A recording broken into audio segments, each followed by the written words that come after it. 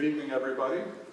Thank you for coming out this evening as it starts to drizzle and begin our lovely weekend. However, I would like to start things off on the dry side here with a little request to think about questions that you may have. We'll be taking questions from the audience a little bit later, so keep that in mind as we go through. First of all, my name is Before Wolfley. I'm the City Councilman for District 2, and this is Henri Gardner. Good evening, everyone. I'm Henri Gardner, Council Member at Large for the City of Bowie, and welcome this evening. We'd like to extend a special thanks to all the staff that are working here on part of the city. Una is here, Awilda is here, and a lot of others working diligently to bring this event to you today. This is being recorded, will be available online, so there will be an evergreen lifespan to this so that people can look at this later on in the campaign season as well. So keep that in mind as you're going through. And from here, we'll turn it over to Gary Allen and Sue Rivera. Both of them are here on a volunteer basis helping us with this, and they will be moderating. So Gary, please welcome. Thank you. Thank you. Gentlemen, thank you very much. I want to please ask you if you would join me in applaud for Henri and Defour, because they're the principal advocates for helping move this through council approval and city sponsorship for this event. So on their behalf and on behalf of the City of Bowie, I want to also extend my welcome to all of you for attending this evening. And especially I want to thank and acknowledge the staff's role in helping to put together the logistics for this evening. You will notice that right here up in the front row, we have the city clerk, Awilda, and she's going to be responsible for providing the timing for our candidates. So let me ask all of the candidates to know where Awilda's at, because we're going to be a little rigorous in asking you to observe the time frame that was extended to you in the original invitation that you received. Let me remind the audience, which you've already been told, that the event is being filmed and taped and will be available on the city television channel and YouTube later on. But that means that we have a confined period of time.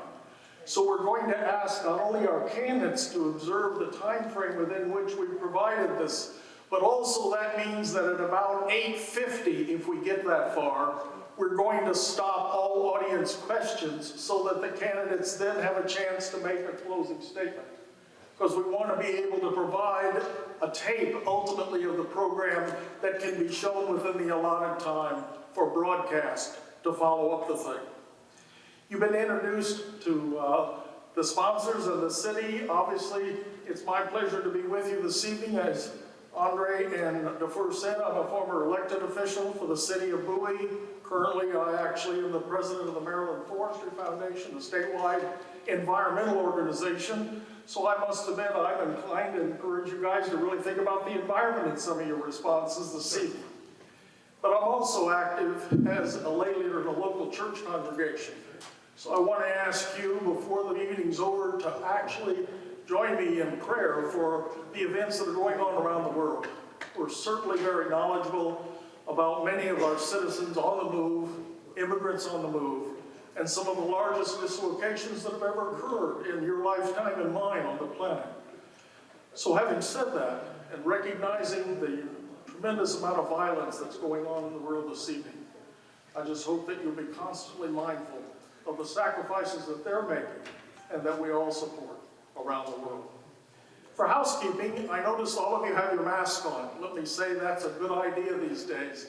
I've noticed that some people are coming down with COVID and never did before. That's certainly true in my family, even though this crisis has been going on for the last couple of years. We're in a school facility, and so those masks are required until 80% of the resident population is vaccinated. You'll note that there are exits in the back of the room if you need to leave for any reason. We're not going to be stopping the taping at any point, so there's no breaks. There is a restroom in the back, and I think it's on the right. I want to ask you to silence your phones during this event. We don't prohibit pictures of the event or the candidates, but we do ask you not to have your phone ringing in the background and not to use flash for any of your pictures. And finally, I mentioned the timing and the thing, so let me overall say that the overall event will be divided roughly into 2 parts. We want to remind you that in the back of the room and earlier, you were asked to provide some questions in writing. And I have the benefit of having a few of those up here right now. But if you find yourself wanting to ask another one, there are cards and pencils to write with in the back of the room if you want to provide us yet with another written question. And later on, we'll open up the microphone right up here front, and it'll be guided by Sue Lavera, who's my co-correspondent and all this thing. There's Sue over on the right, and you'll be asked to ask a verbal question. But remember, we want you to ask questions, not make comments to the clients. This is not a debate among them. This is their opportunity to really communicate to you as clearly as possible the reasons for which they've sought public office and what they would do with it if they were to achieve it. Having said that, let me begin the conversation this evening with a presentation by each of them for a full minute to talk about and introduce themselves to those present. Let me start here on the end with Ms. Rolandi. Good evening, everyone. Thank you to the City of Bowie for hosting this very important forum and this opportunity, and to the organizers, Henri Gardner and Dufour Wolfley. I grew up in Prince George's County. I attended public schools and graduated from Elizabeth Seton High School. Later attended Howard University in Bowie State, where I received a master's degree. I have taught in Prince George's County for 22 years as a classroom teacher and leader, and although we have great students and teachers, we need to fix our schools by having smaller classes, newer buildings, and programs to help prepare our students for the future. I will fight to make sure we have the funding we need for our schools. I'm running because I care about the community. I have spoken to residents to hear their concerns, and education and crime are the 2 most important things. I will work with the teachers union and the police to make sure there is a change. I'm running to improve quality of life, and with your support, I know we can make a difference. Thank you.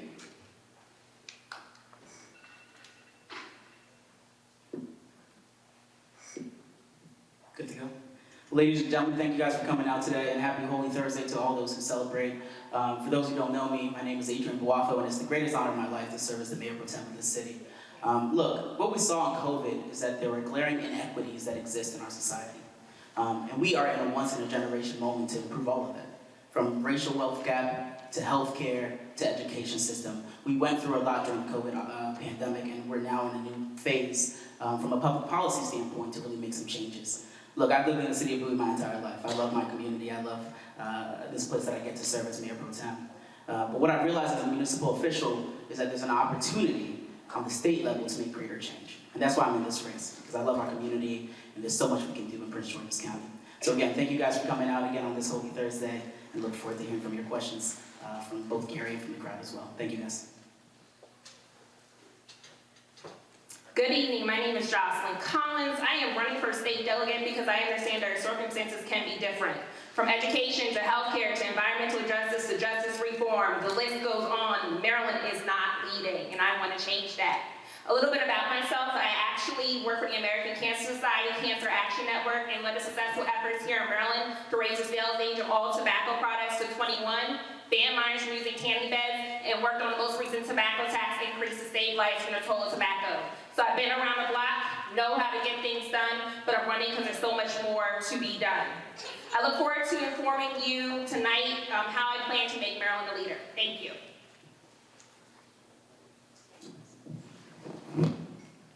Good evening. Thank you so much for the great opportunity of being here tonight.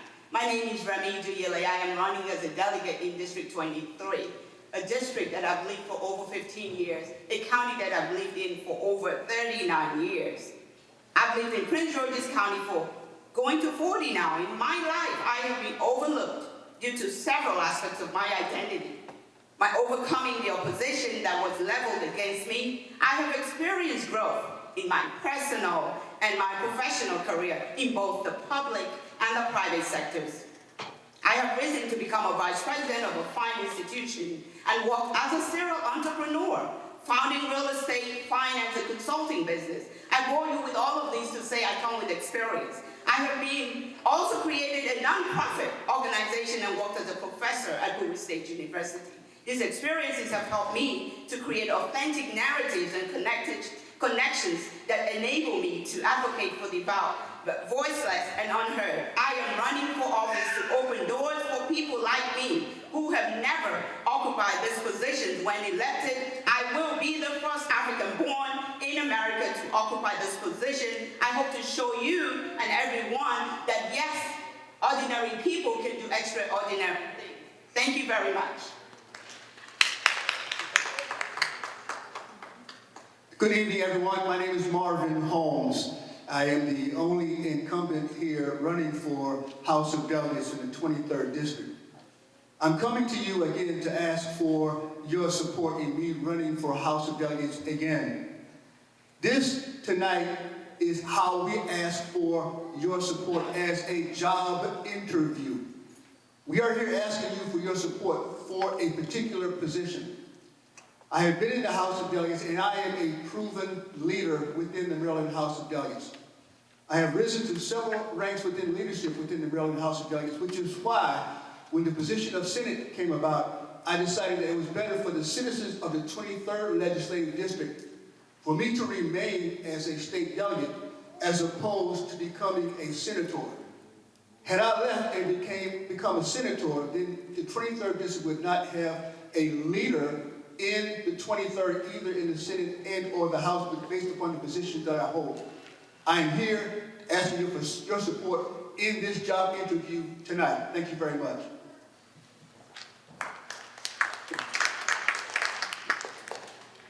Good evening. My name is Keenan James. I'm also a candidate for state delegate in the 23rd District. I'm a native Prince Georgian. Proud of that. So proud of that when I had the opportunity for my family to find a home, I made the choice to make sure that it was in Prince George's County. For the last 2 decades, I've worked in criminal justice reform, making sure that communities were safer in other states, from Alaska, Pennsylvania, Maine, but most important to me was in 2016 when I came home to Maryland. That's what I want to continue to do, work with legislators to make our communities safer, because I have 2 little girls who are depending on me to do that. They want me to make sure that they have a great school. They want me to make sure that they can go safely ride their bikes. They are depending on me to help build the generational wealth that will see them succeed. I'm running because I want the responsibility, I've been tasked with the responsibility to open those doors to access and opportunity for my family and yours. I ask for your support. Keenan James. Good evening, everyone. My name is Valeria Tomlin. I've been in the district for 24 years now. I'm running for delegate 23. I'm a mother of 4. My lovely daughter is in the pink here supporting me. She's 16. I have a 21, 20, and 27-year-old in addition to Zion. I operate and own a law firm. My primary practice area is family law. So I've been engrossed and involved in the community in every aspect. I take it very seriously. I've had the opportunity to represent some of those that are in our legislature. I believe that community is based in family, and whether you're transitioning, what's important is the children associated with the families. And I do my very best to ensure that they are not adversely impacted when I'm doing my job. I can't give you everything about me in this opening, but I hope that you learn more about me in a few moments. Thanks.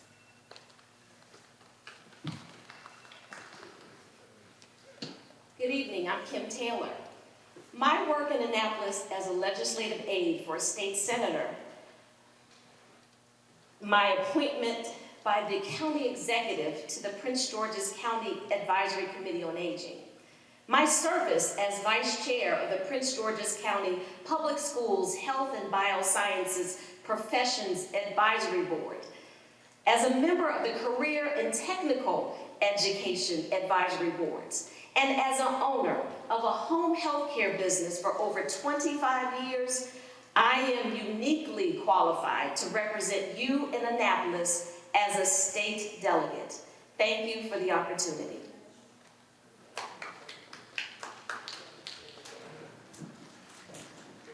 Good evening, everyone. My name is Rudy D Anthony, and I'm running for County Council at Large. I'm here from PG County.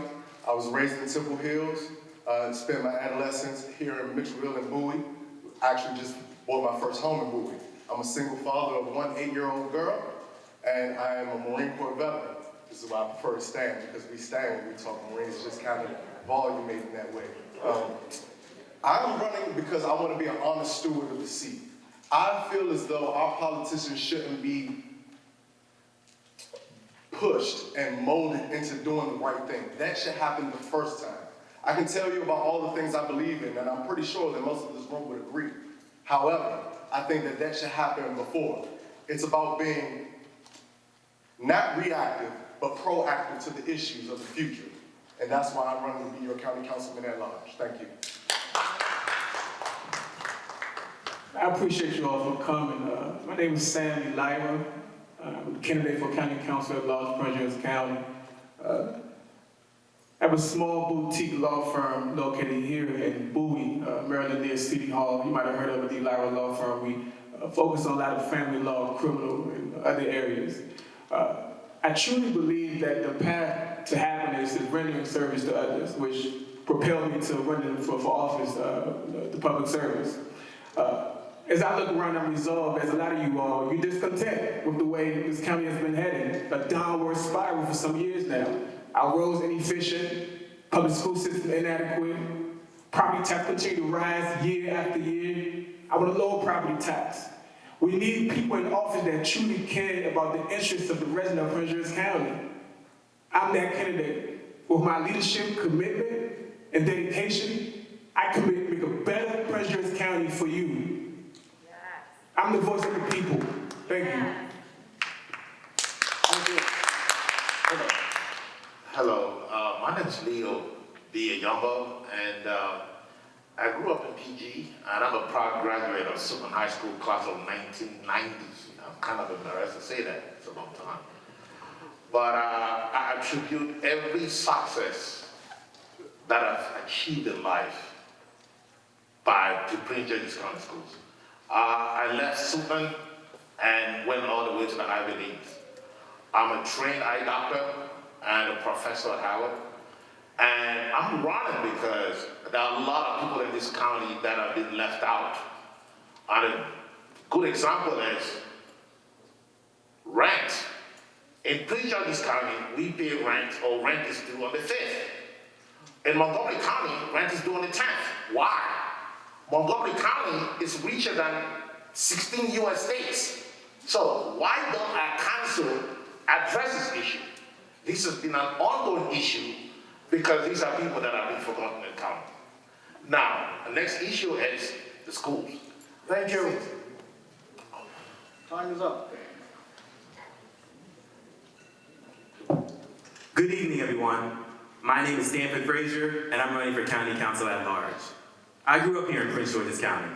When I was younger, my family lived in Riverdale, and now my mom lives right off 214 by Mitchellville Plaza. Myself, I'm a homeowner in Landover, right by FedEx Field. I went to Howard University. Shout out to my fellow Bison on this stage and in the audience, HU.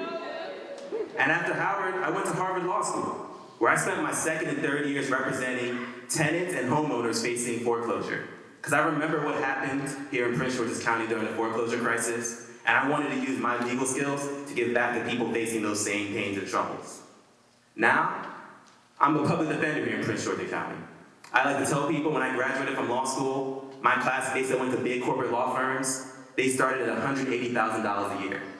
As a public defender, I started at $60,000 a year because I'm a dedicated public servant. And on the county council, I'll be your dedicated public servant. Thank you for having me tonight, and God bless Bowie.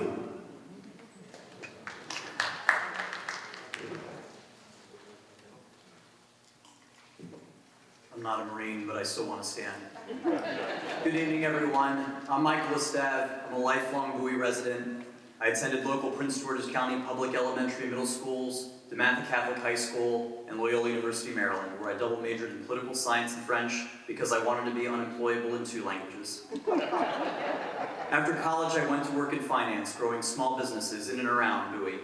I then transitioned to the nonprofit sector, where I still work supporting kids and adults with intellectual disabilities. In 2015, I was elected to the Bowie City Council. And for the past 7 years, I fought against overdevelopment, protected green and open space, stopped the maglev train from displacing local communities, and improved park and pedestrian safety, and all without once raising property taxes. I'm running for Prince George's County Council because I want every student in our county to have a world-class education that will prepare them for life. You can learn more about me at michaelestev.com. Thank you.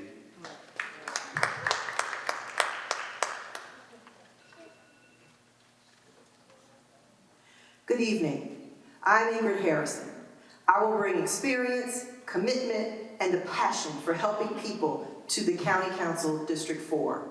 As a resident of Bowie and a Prince George's County resident for over 27 years, I have demonstrated experience through my work as your at-large council member by working in the best interest of Bowie residents, my work on the Prince George's County Democratic Central Committee to ensure you have the information you need to cast your vote, my work as Government Affairs Manager for Children's National Hospital, working with state legislators and bringing $1.5 million back to support the work of our hospital, my work as a workforce development professional, creating jobs and training programs for residents with barriers to employment, and more importantly, my 10 years working in the District 4 office of the County Council.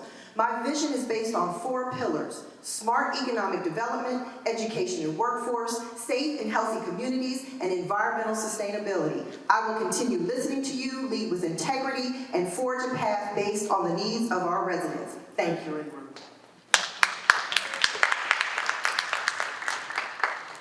They always tell me they save the best for last. Good evening. I'm Patrice Murray, your candidate for the County Council. I look forward to sharing my vision with you tonight and to earn your trust. I'm your neighbor, living right here in District 4 in Bowie, and I don't take your votes for granted. I know I must earn your trust. I will work hard to get your vote and to support you on the County Council. I will be working for everyone from Greenbelt through Glendale to Bowie, down to Leland Road and up Marlboro. I look forward to speaking with you tonight, and I thank you for the opportunity.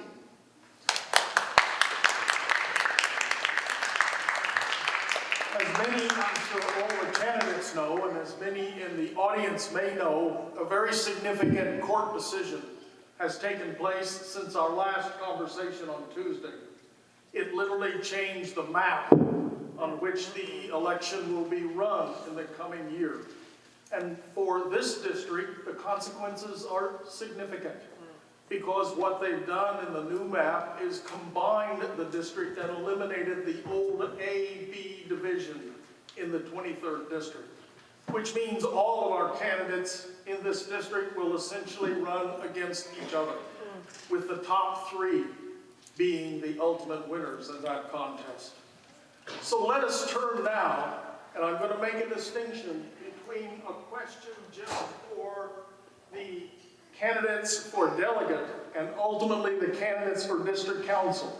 So this question is going to be ultimately for you, for the candidates for delegate, and that is because you're seeking state office at a time when we've just been through one of the most remarkable sessions for a state legislature in the last half dozen years. More pieces of legislation were passed than in recent years. So my question is, as you look and seek this office, what is the major challenge that you want to bring and address in your seeking of an office to represent us at the state level? In other words, what's your major priority at the state level? Margaret? Thank you. Thank you for the question. Thank you. So my main priority, again, is education. I think that education drives everything in our state and in our county. It drives our home values and everything else. And so I want to make sure that we have a consistent revenue. We have consistent revenue to make sure that we can fund education. We did pass a blueprint last year, which was great. It was a groundbreaking piece of legislation, but we need to do more. I would like to see more done environmentally. I think we need to move more towards electric cars and build the infrastructure within our state to make sure that we have that in place to reduce emissions. So those are just two things that I would like to focus on, and again, with your help, I know that I can get this done. Thank you. Thanks for the question. I think the economy sits at everything. It's the intersection of all that we talk about. This is a stat that's interesting to me as we look at this General Assembly session. It says 20% of computer engineers and programmers are Black, and most of them live here in Prince George's County. So as we look at the next General Assembly session, what we have to do is try to figure out a way to get these tech companies that are leaving the Silicon Valley corridor and get them here in Prince George's County, and ensure that we also have life sciences businesses happening as well here in the county. Education is huge. We've seen the gap that our students have had to face and our teachers have had to face throughout this pandemic. Focusing on class sizes is going to be something that the next General Assembly has to focus on and work on. Making sure that we're supporting our education support professionals as well is something that's important. But to me, it's the economy. How do we get more businesses open? How do we ensure that there are wages in more people's pockets? And how do we ease the tax burden for working families across the 23rd District and in Prince George's County? For me, my immediate priorities or focus are fixing education. We do this by fully funding the out years of the state's $1 billion education fund, the blueprint, via sin taxes, which have historically funded education funding. We need to update the Clean Indoor Air Act to include electronic smoking devices, focus on implementation for the Climate Solutions Now Act and funding the recommendations from the various commissions involved with coming up with solutions to solve the climate crisis to meet state goals, as well as champion tax credits to help people electrify and establish programs free for residents. Additionally, we need to continue to work to close the Medicaid and Medicare coverage gaps by requiring insurance to cover access to biomarker testing. Additionally, we need to push for a commission to study universal health coverage, amend our step therapy laws, and lower the cost of co-pays in prescription drugs. And finally, most important to Bowie, we need to focus on capital budget funding for the water pipe infrastructure in Bowie to replace pipes, the rough pipes to solve the brown water pipe problems. Those are my priorities, especially for next year going into Annapolis. Let me talk to you as one of you, as someone who started this race on July 19th of last year, intentionally looking for how to bring economic inclusion to us here in Prince George's. As a former vice president of a bank, a serial entrepreneur, and mother of two great techies, I want to say that economic inclusion knows no color. So as your delegate, I will fight and ensure that transparency is enhanced. Everyone that lives in Prince George's County deserves the opportunity to know where the opportunities are and to find ways to create other opportunities that you and I can benefit from. Yes, there are establishments, but your life needs to be enhanced. So as your delegate, I will fight for everyone. My seniors, they are not tired, they are retired. When I've gone around and knocked on doors, they have told me that they have to choose between their food and their medication. There's no room for that. I would ensure that I fight for my seniors so we can leverage their goodwill to benefit us. I can go on and on, but you can visit me on my website. Thank you so much. I think that Mayor Allen has indicated properly.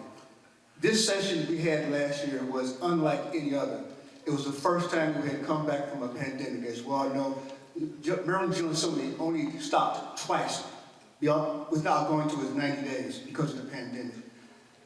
What are my priorities? Basically, quality of life. Quality of life encompasses several different things. Housing. As indicated earlier, I am chair of the Housing and Rural Property Subcommittee.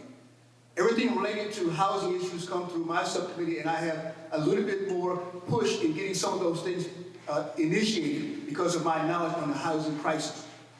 Taxes. We don't need necessarily to adjust the tax calculation. What we need is to make sure that our houses are assessed properly so that we can get enough money based upon enough tax money so we can fund our schools. And talk about, stop, okay. Thank you, Marvin. Go ahead. Again, I think the question started off, it was a successful year. And with any team, you want to keep the winning streak going. And that's what we need to do. But we need to make sure that we develop the respect within the legislature to make sure that Prince George's is not asking for what's due to us. We shouldn't have to ask for additional funding for our schools. It's due to us. And so what we do need to do, and the priority for me, is to make sure that we fulfill that commitment to our children. And the blueprint is fully funded. We shouldn't be asking for it. It should be required and happen without asking. We should additionally look at our infrastructure. Let's make sure that our roads are ready. Let's make sure our communities are developed smart. Let's make sure that our promises are fulfilled. That's what we should be doing when it comes to our development as well. And the third priority for me is absolutely public safety. Absolutely, unequivocally public safety. We need to make sure we don't lose the moment, we don't get focused on the wrong things, and find ourselves questioning why things are going another way again. So those will be my priorities going into the next legislative session, to make sure we make those changes and those impacts in our communities that really make our daily lives, our quality of life better. Thank you. Last one, I think.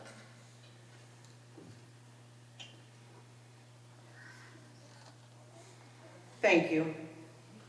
My priority would be the blueprint. I know it's funded, but after reading it, it's clear to me that there's going to be additional funding that's needed throughout the 4 years for whatever delegate is put in place. So you can, if I'm elected, I will ensure that that funding is provided.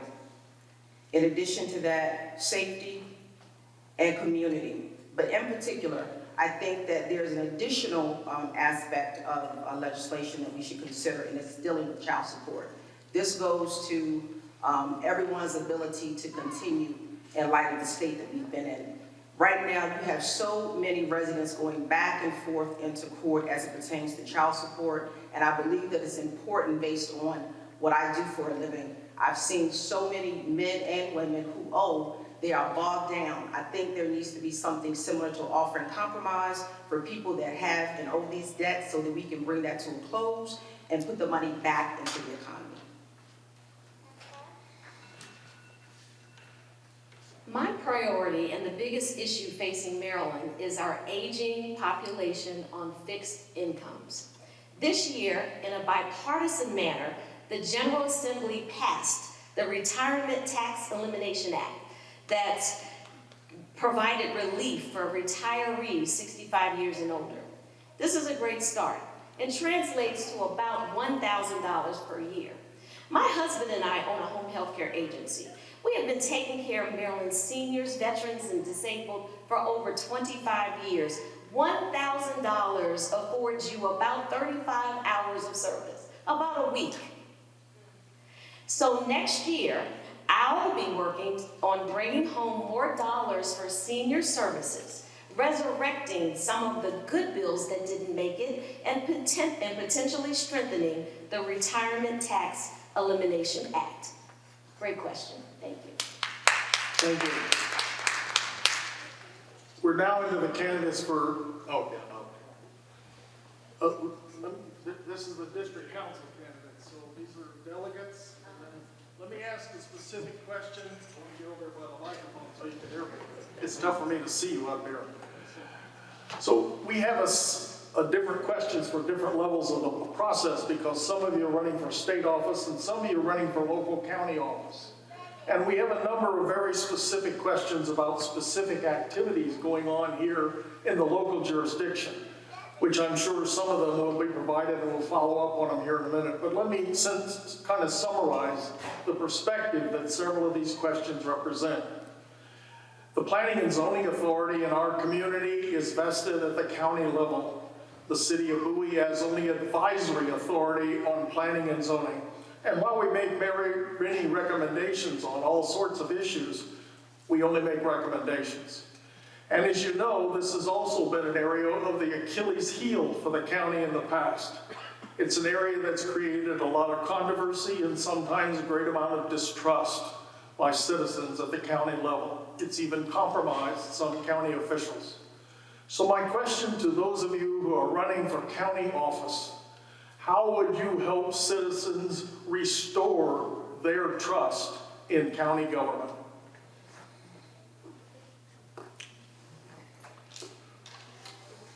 Good evening again. So how I would do that is just by offering you who I am as a person.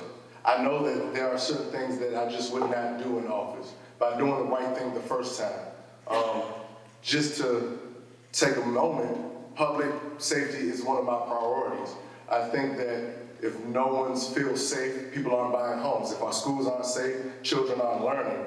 And so if we don't make sure we let our priorities be known, there's no trust to be had from your elected officials in the first place. The way that in which I would have you guys gain my trust is by ensuring that every decision that I make is in the best interest of the resident of Prince George's County. That means not raising property tax during the pandemic when folks are already suffering, okay? That means every decision as a public servant, you have to have integrity. That means making the right decision even when others not looking. That's what you look for in your doctors, your lawyers. That's what you look for in your public people that are in office. What I also want to do is with our public school systems, it's inadequate. This is one of the wealthiest counties in the country. It doesn't reflect when you look around with respect to our roads. It's inadequate. It's bumps everywhere that you go in Prince George's County. Mental health is a crisis nationwide. 1 out of 5 adults is diagnosed with mental health. That's 140,000 in Prince George's County. I want to have a mental health class in conjunction with counseling in our public school systems to deal with that issue as well. Thank you. I think one of the best ways to do and achieve in the county to increase trust is actually transparency, transparency, transparency. I think we've lived in a county where it's been scandalous the last couple of years. I think we'll be failing ourselves if we sit out here and just decide that, hey, everything is great in PG County. No, it's not. I mean, we've been electing people that were not good stewards of the county's money. And some of them actually were actual right thieves. So in order to build that trust, we need to be extremely transparent in whatever we do so that every step of the game can be transparent to make sure that the citizens have time to be directly involved and informed of what is going on, not backyard deals and, crony deals. Thank you. I think one of the most important things we need in this county is accountability. I think if you look on the stage, you realize there aren't any incumbents for county council at large at this forum. And I think the voters should take that into consideration. If you're not willing to face the people, answer their questions, maybe they shouldn't be in office. One of the reasons I entered this race was the lack of accountability at the county council. One thing that really, really charges me up is something they call text-based zoning amendments. And I just call it secret zoning changes. They changed the zoning code, they changed something from single family to town center. No public hearings, right? No public notice. I don't think that's right. So we're gonna eliminate that. That's how we're gonna tack on that. The second thing is, I think some of you saw the county council tried to gerrymander their districts, right? As another way that they're not accountable to the people. That's a damn shame. The Court of Appeals kicked that map, and now we gotta kick those county council members out of office. I'm Stampen Frazier, and I'm running for county council at large.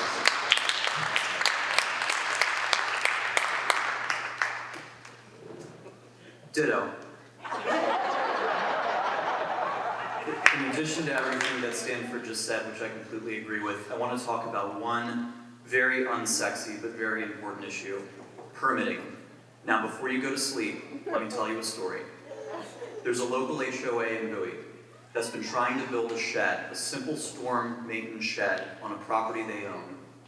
They have been tied up in permitting for 3 consecutive years in Prince George's County. I hear the similar stories from residents, small businesses, and big businesses. We need to take the permitting process in Prince George's, and for those municipalities that do their own permitting, we need to turn the permitting over to the municipalities. There's no reason at all, if you want to just put an extension on your driveway, why you should have to go through Joe, the city, and the county at the same time, paying twice as much money and dealing with twice as much red tape. If we can take care of those low-hanging fruit issues, we will go a long way in restoring the trust of our residents in our county government. Thank you. Well, ditto. All right. That's certainly one of my priorities as well. That permitting process is a beast. We have to take care of that. But you all have heard my priorities in my introduction. So let me tell you who I am. I'm an independent thinker. You will always know where I stand and how I vote. I stand by my word. I speak with the people, for the people. I listen to the community, engage the community, and I'm responsive. I sincerely care and have a heart for service. And I'm only beholden to the people that I serve. And that is how you gain trust in the community. Thank you.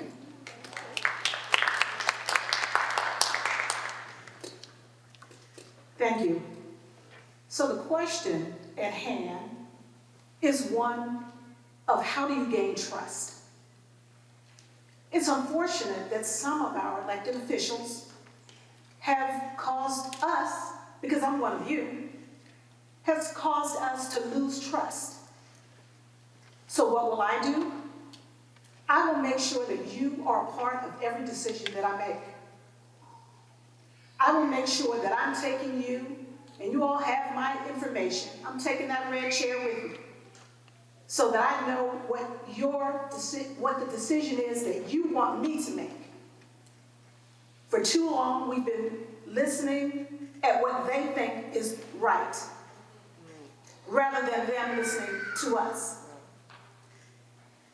When I'm in office, you will have the assurance that I will bring back your concerns to the county council.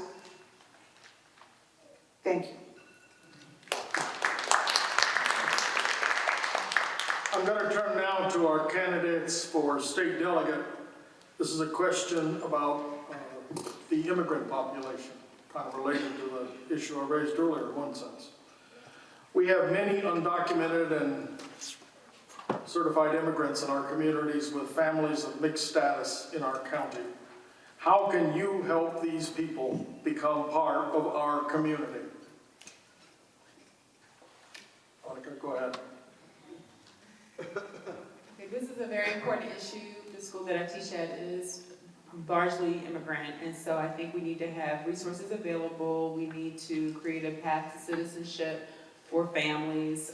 We need to have interpreters at any and all activities that we have, and we need to work with them on a consistent, regular basis to have them to acquire the language and to get the jobs that they need to provide for their families. I think this is a really important issue as we see the diversity growing within our community and within our county, and I definitely support it. I have some of the best students and families at my school, and I would love to make sure that they are all citizens so that they can vote also.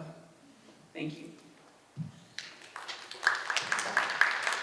Thank you for the question, Gary. As a son of immigrants, this is, a really touching issue for me. And when I worked in Congress, one of the things I did in 2016 was work on the DACA Dreamers issue, as you remember, during the Trump administration. The states have an opportunity where the federal government fails to fill the gap for our immigrant communities. And what's so sad, especially in Prince George's County, is that there are folks who are afraid to go to school based off of their status. And we can fix that immediately. And so I really think we have to look at where the federal government has made some gaps and try to fix those gaps pretty quickly. Look, the diversity of our county is really the strongest suit that we have. And if we don't embrace our immigrant population, we're going to be in a whole different situation in a few years. So I think the next General Assembly, the next delegates here in this district should embrace immigration reform and make sure that we look at where the federal government has failed and try to measure those gaps up. It's extremely important that we, definitely, like Adrian said, embrace immigration reform. A couple of the biggest things is, one, we need to expand health care for those who are undocumented, and we need legislation to provide insurance through the ACA regardless of status. Second biggest thing is we need to provide state-funded legal representation for Marylanders in ICE detention facing deportation. This bill has failed several times in General Assembly. We need to get this through. And finally, one of the biggest things in looking at our next population, our youth, our next folks who are going to be running the state one day. We need to look at the possibility of making public colleges and universities in Maryland tuition free. And when we look at that, we need to look at, similar to how New York State is, we need to look at expanding the Maryland DREAM Act, which currently only covers community colleges, to expand to covering those who are undocumented, expand to cover 4 years of school. Thank you. What a great question. As a proud immigrant, immigrants do not need handouts. What immigrants need is handout. Creating opportunities that are accessible. Yes, we can mention and name drop all those things that are there, but are we making it accessible? As your delegate, as someone who knows the power of everyone, because our diversity is our beauty, is our uniqueness. I migrated here so many years ago. Some people are here and they are doing great things. So for us, who will be leaders of tomorrow, sitting as a delegate, immigrants need to be embraced. They have the key to the future. They have the key to the future. So all of the resources that are there needs to be enhanced. It needs to be exposed so people have easy access to it. There's no need to have resources that people can have access to. We need to reach out and embrace, because all of us matter. Every life matters. And America is home for most of us. And so it will be. Thank you very much. In this just past General Assembly session, we did a number of things for the immigrant population. More needs to be done, however, but I do not want you in the audience to think that we have not been moving forward, because we have. Again, the most important thing we need to do in the state of Maryland is quality of life, as I indicated before. In the area of health care, we did provide easier access to health care for our immigration population.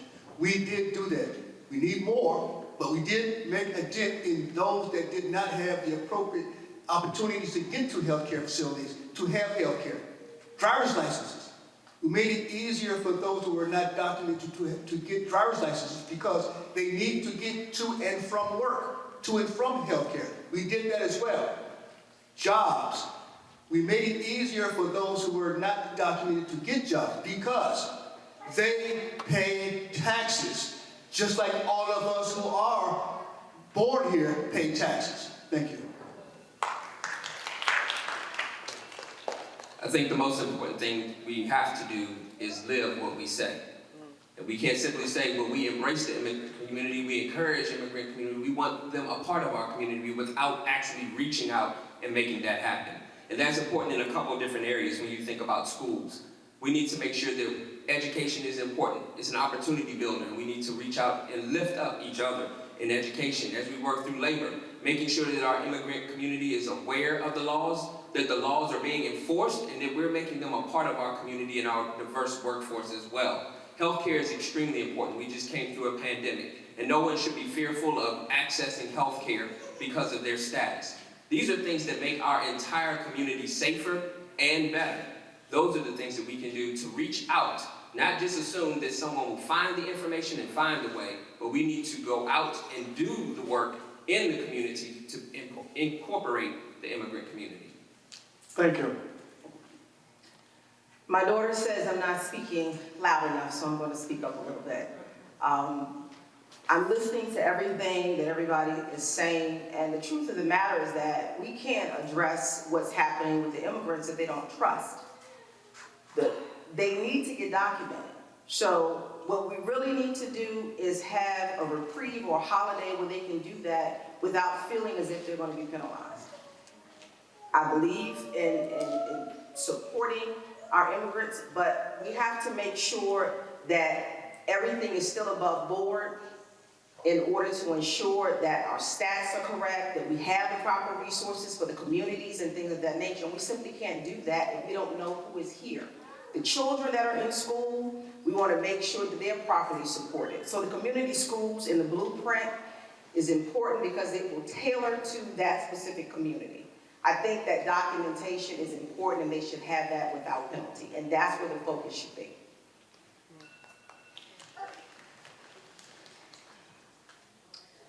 Support for our immigrant community is critically important.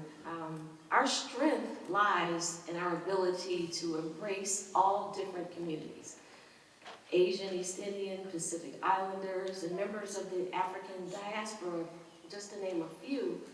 20% of Bowie's population is classified as immigrant. We're neighbors, we're classmates, we're co-workers. Our school policy ought to be expanded to ensure that some classes are made available to students who would excel in certain subjects, like math, if the class was taught in their native language. A bill was considered this year in Annapolis about an immigrant's right to counsel. I intend to expand upon these supportive measures as a part of the District 23 legislative team. Thank you. Thank you. Let me now ask that we start with the other end and kind of change the order a minute. And this next question is specifically for candidates for the county council. The city of Bowie is actually led in an area of developing one of the sectional master plans that leads to the overall county master plan. And our plan was adopted late last year. It's been before the county council. It certainly was reviewed by the city council. And one of its priorities, which reflects the concerns of this community for a long period of time, was the revitalization of Old Bowie. So my question to you in this context is, that has been submitted, is how could you assist in our achieving the revitalization of Old Bowie through your election to office? Thank you. You know, it's hard for us to think about our communities aging. And that's what this is a result of us not caring for the communities after they're developed. So, as your county council member, I will make sure that policies are in place so that we can take care of our communities as they age, so that our residents can age with them and we can keep them in Bowie. You know, part of this is for you. It means that you will be able to stay in your home. It means that we'll be able to revitalize Old Bowie and it can become the Mecca that it used to be. And as your county council member, I will do everything in my power to ensure that that is passed and that Old Bowie is revitalized. Thank you. Old Bowie is a wonderful place with a lot of wonderful people, and there are certainly seniors that live there and other residents who have put a lot of work into bringing life back to Old Bowie.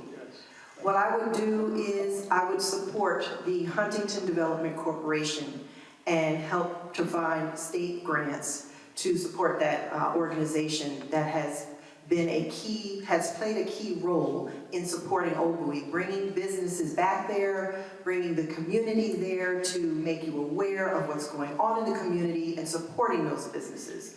I believe we brought some money back from the state. We're looking at doing more there as well with the Huntington Development Corporation, but I believe engaging you, bringing you to Old Bowie so you can see what we're doing there is key. Thank you.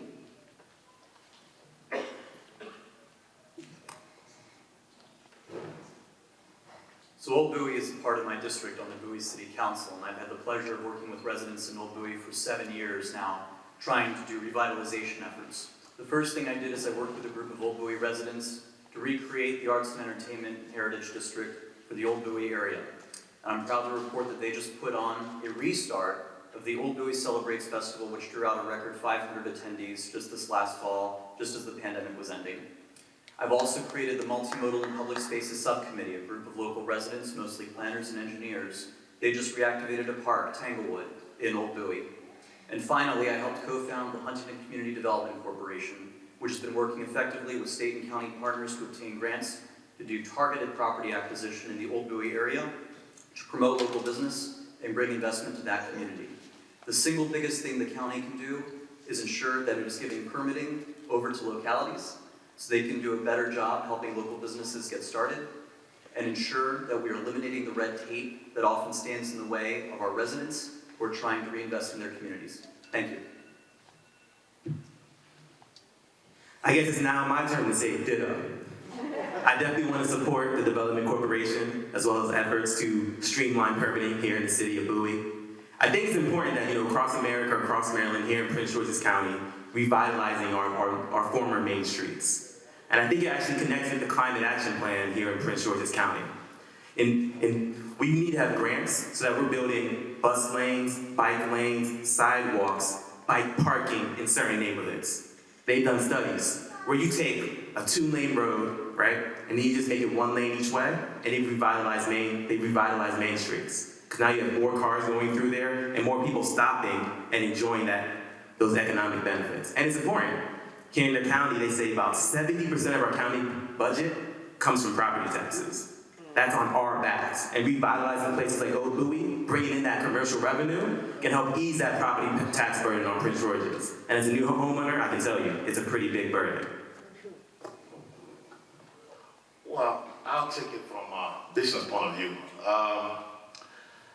You always have to manage something proactive towards whatever you're trying to target before it becomes a crisis.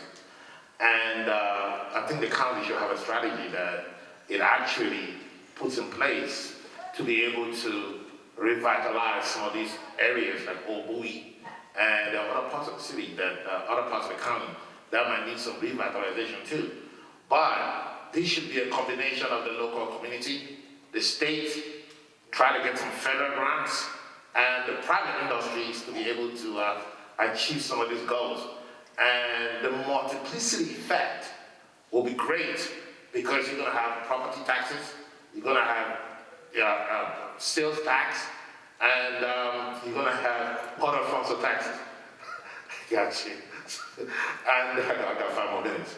And you're going to have other forms of taxes that will come in and eventually maybe actually offset the amount invested by the county. Thank you. Old Bowie is a beautiful city. The first thing we need to do when we talk about revitalizing Old Bowie is look into the roads, right? The roads are inefficient, they're inadequate.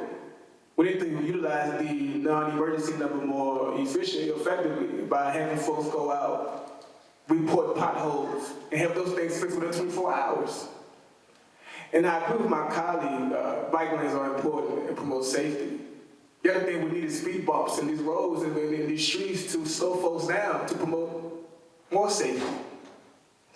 Small businesses are important. You have to invest in our small businesses.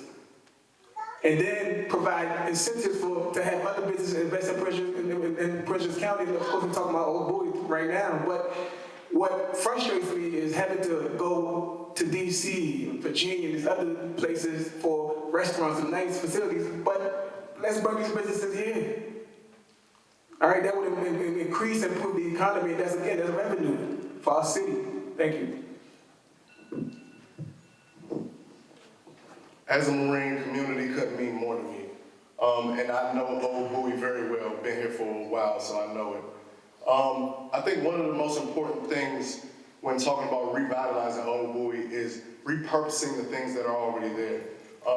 When we talk about climate change, we tend to skip over the buildings that are sitting there that can be repurposed. I know there's an old bank in Collington that's about to be repurposed as a KFC. We can find uses for these things, as well as beautification efforts to draw businesses and draw people to want to even live and work and start business in Old Bowie. I think that can be a great part of what I say, be proactive, not reactive in politics and in government and in life in general. I just feel as though the future is now. We shouldn't always wait for it to become a problem. We should get ahead of the curve. So revitalizing Old Bowie is very much important to me personally, and I know it is to you as my future constituents. I'm Rudy D Anthony, running for County Council at Large. Thank you. Thank you very much. I'm going to ask only 2 more questions before we open it up to the floor. The last question I'll ask will be for every candidate seated up here. But the next to the last one is for just those running for the Maryland General Assembly. and I'd like not to start with this end, but with the other end of the lineup this time. I must admit this is an area that a number of people ask about, and that's close to my heart. The last two legislative sessions, the General Assembly has made a major priority of climate legislation. It stumbled a bit a session ago, and we only passed a part of that bill dealing with green infrastructure.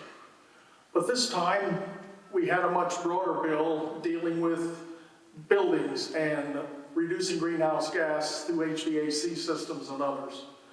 But everyone recognizes that these provisions in law are not adequately funded for the goals that they set, now reaching clear to 2035 and beyond.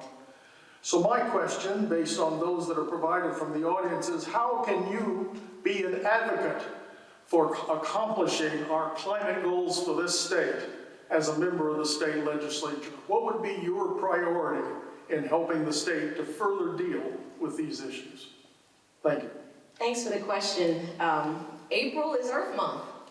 And thank you, Bowie, for all the Bowie green Bowie tips that I read and employ. And I watch a lot of Maryland Public Television and their series on climate change. And recently I received my green compost bin from the county. I wish it came with directions because I'm not sure what to do with it. But in all seriousness, we're facing a climate crisis. In some areas of our world, we are reaching tipping points from which we can never return. I will be a champion on bills like the Climate Solutions Now Act, which gives the state a target to become carbon neutral by 2045. As a business owner, I am sensitive to the costs associated with reducing our carbon footprint, and will work to offer incentives to small and large businesses so they can pay a reasonable wage as they commit to making infrastructure changes needed to employ alternative energy options. Thanks for the question.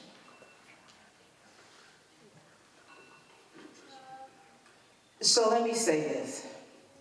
I came tonight prepared to listen to and answer the questions.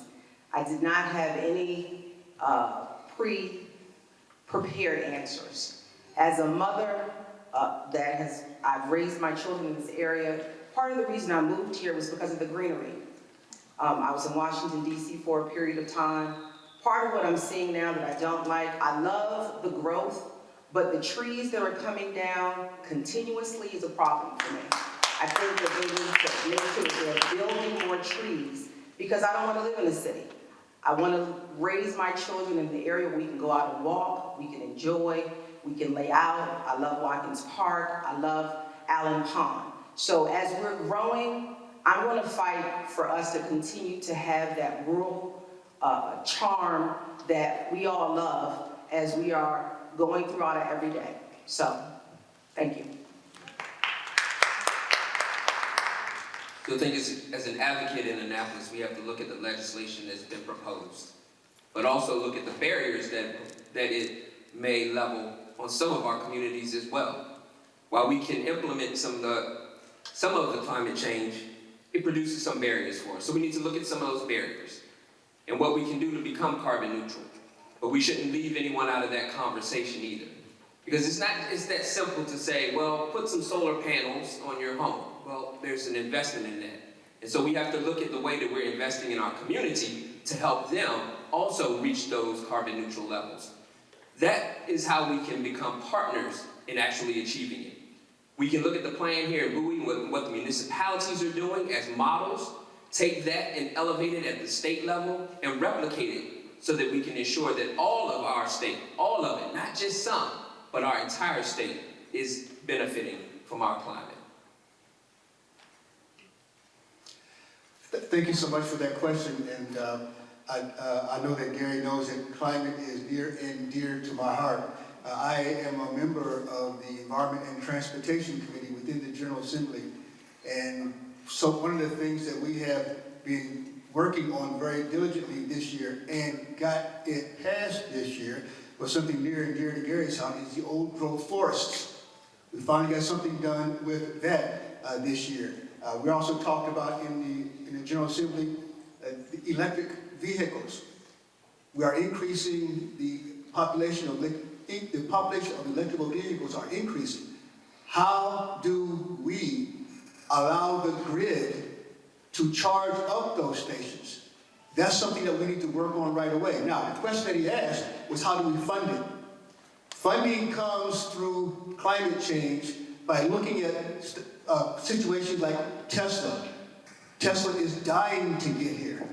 Tesla is wanting to come into the state of Maryland and to help us with some of these gas taxes that we pay, get reversed into the vehicle changes, electrical vehicles. Thank you. Thank you, Marvin. Thank you for that great question. As your advocate in Annapolis, I would engage the community in all that we do to ensure that you have a clear understanding of what the recommendations are for us to enjoy and continue to make climate change a possibility. And of course, there are corporations who are interested in being part of Prince George's County. As soon as we know who those individuals and what they want, we would fight not just for funding, we would engage and leverage resources and network that we have to bring such people. But most importantly, as your delegate, I would ensure that we hear from you to know what exactly would work for you. Like my colleague said, knowing what are the priorities and what does it entail, what will it cost, what's the pain point, and what's the real point, so that people understand what they're going to get into when we do embrace all the neat climate change ideas. Thank you. Kim?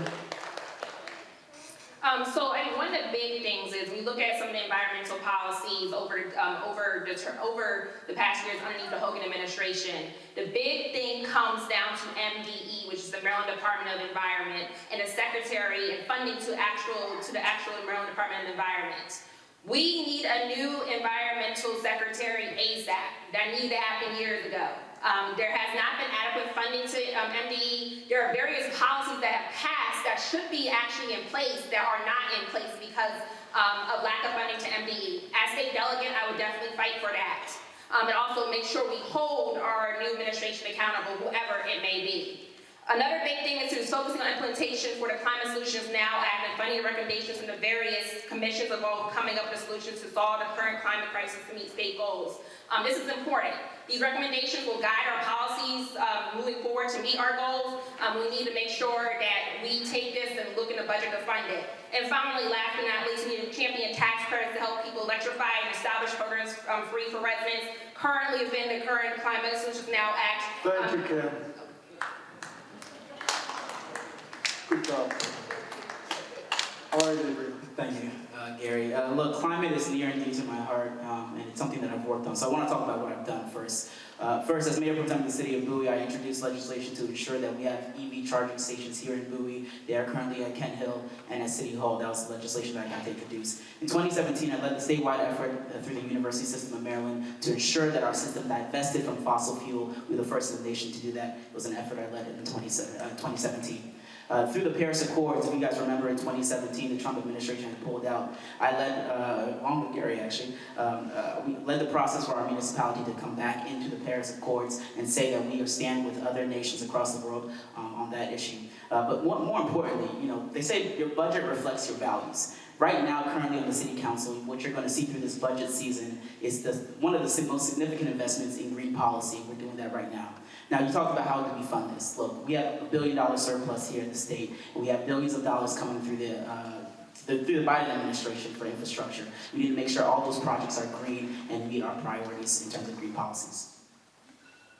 Thank you for the question. I think we have to make this a priority. It has to be a whole mind shift change. We have a climate crisis within our state.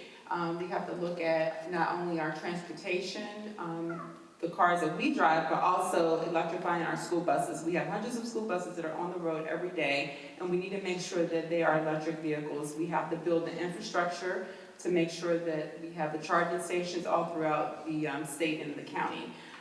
We also have to look at communities of color and how are they impacted we have to mitigate the risk that happens with the African Americans and other communities and see how we can improve in that area. A lot of times they are at risk. We need to incentivize businesses to give them some incentive to make changes in how they do business. And we also need to look at smart growth. When we're developing, we need to make sure we're keeping green spaces, but also have smart growth so that we are not damaging the environment any further. And so we need to make it a top priority. I would make that a top priority as a delegate because I know that's very important and we have a crisis in Maryland. Thank you, Monica. Let me turn now to the audience and ask you to approach the microphone if you'd like to make a question verbally. And please line up. Remember my opening comments because I'm going to cut it off at roughly 10 minutes to the hour. So if you have a specific question for a specific office, that would be helpful as opposed to having one that you want everybody to respond to because that'll move us along a little better. Go ahead, Sue. No, I just want to check. Please state your name and then your question, please. My name is Jacqueline Grisette, and I live in the Queen Anne Estates community in Upper Marlboro. I want to thank all of you for coming out tonight. I have great respect for people who run for office. It is nothing easy. I want to talk about the elephant in the room. The question came up of why don't we trust the county council? We don't trust the county council because far too often they tell us one thing and they do another. And candidly, that's happened with some of our representatives who are in Bowie. Case in point, the South Lake development. Protested by almost every community next to it, ignored, told to our face that we would be represented, that it would not go forth without the provisions, trees cut down without talking or respecting the community, votes changed at the last minute. I would like for each person to address, are you prepared to say, I will not accept developer money, I will recuse myself if I have accepted it in any form, whether it's the actual developer or his family, and am I prepared to get citizens back involved in the development process?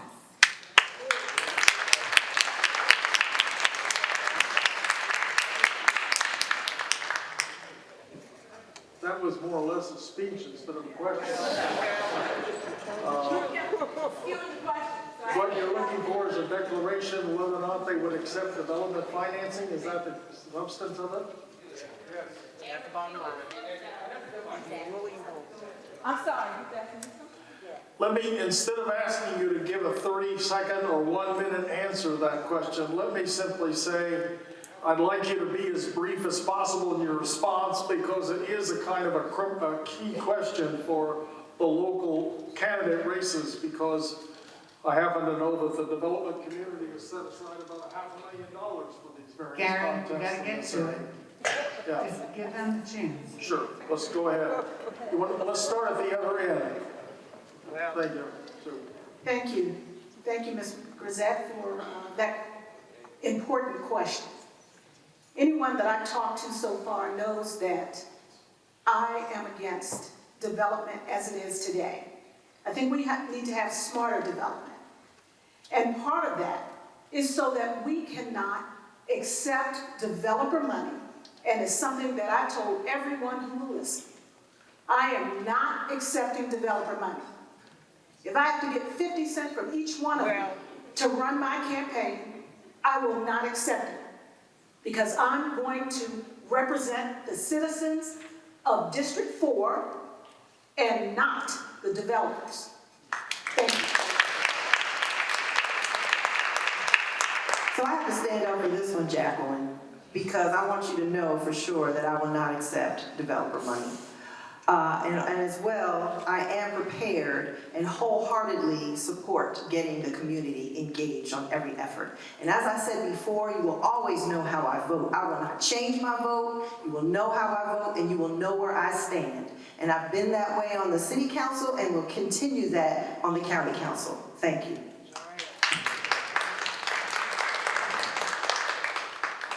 Jacqueline, I was on the Bowie City Council for 7 years when Carrington and Marketplace and a number of other major development projects came through. And there's something that I learned about politics in that time, which is that some politicians will work for developer in exchange for money. Some politicians will work for developers for free. So I don't accept and have never accepted developer campaign contributions. But more important than that, I am the only Bowie City Council member to consistently vote against major development projects that destroy green and open space, that put subdivisions down, that add traffic to our streets, and that don't create value add for our communities. And I will continue to do that on the Prince George's County Council. But moreover, we're going to move our 10 a.m. district council meetings to 7 and 8 p.m. so that you all can attend. Thank you, Mark. And other things, michaelistad.com. The most important thing is for your county council members to be accessible and transparent. My number is 240-221-1916. You got a development issue, call me and I'll put an end to it. I promise you that. I already told you, when I graduated law school, my classmates that went to big law got $180,000 a year. And I took a job as a public defender at $60,000 a year. I've given up hundreds of thousands of dollars to pursue public service. I can't be bought.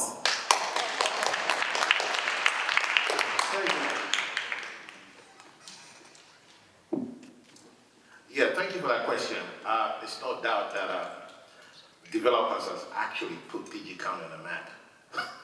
As I said earlier on, transparency. There have been scandals after scandals after scandals about development in PG. And one of the best ways, like you said earlier on, to do is really to pledge. I will not take any money from developers. I will not, if elected as your county council at large, I will not be receiving any funds from any developer whatsoever. Thank you very much. I truly appreciate the question. I sincerely share your sentiment. It's unfortunate that folks have to question their politicians. They say one thing, get into office, and then switch up. It's ridiculous. I'm an outsider coming in. I'm not part of the clique, the in crowd. I have not accepted any developer's money. In fact, we run a small campaign. A lot of the funds is out of my own pockets, okay? Because I want to make sure, like the gentleman indicated, transparency is key. I want to do potlucks and invite you guys, should I get voted into the county council, have potlucks, invite the community, have roundtable discussions. Every decision that will be made, have you being a part of that decision-making process. That's key, that's important. Right now the county council is so disconnected. You call their phones, you can't reach anything. Should I get elected, you call me, I have an open door policy, you won't find me should you need me. It's very, very important that you have a trust in your politician. It makes no sense, and I appreciate the question. Thank you. Thank you. As a Marine, because I'm going to say that all day. As a Marine, one of our warrior ethos clauses is integrity. And as a son of a woman from Prince George's County, I bet I tell that lie. I am not for sale. I'm not only not taking development money, I'm not taking money from the police union or any other special interest groups that have any ill will towards the citizens of Prince George's County. You are my #1 customers. You are who I owe anything to. You have a problem, like they said, call me. 97, no, I don't know the song, but you know, give me a call, give me an email, shoot me on Instagram. I'm available, I'm outside, I'm here for you.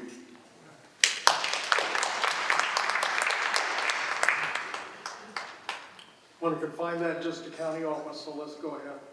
Okay. Thank you for the opportunity to ask this question.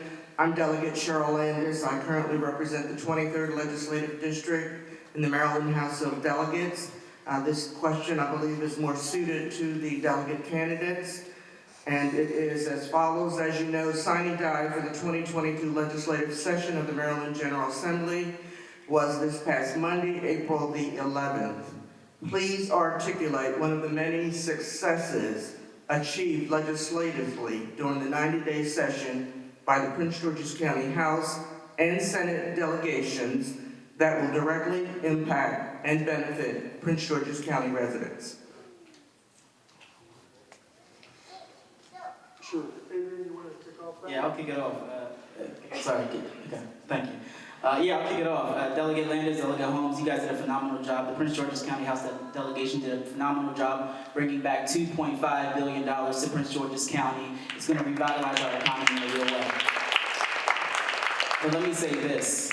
As we look forward, as we look at electing a new 2013 team here, what we're going to have to be really careful about is making sure that those dollars are appropriated here in Bowie.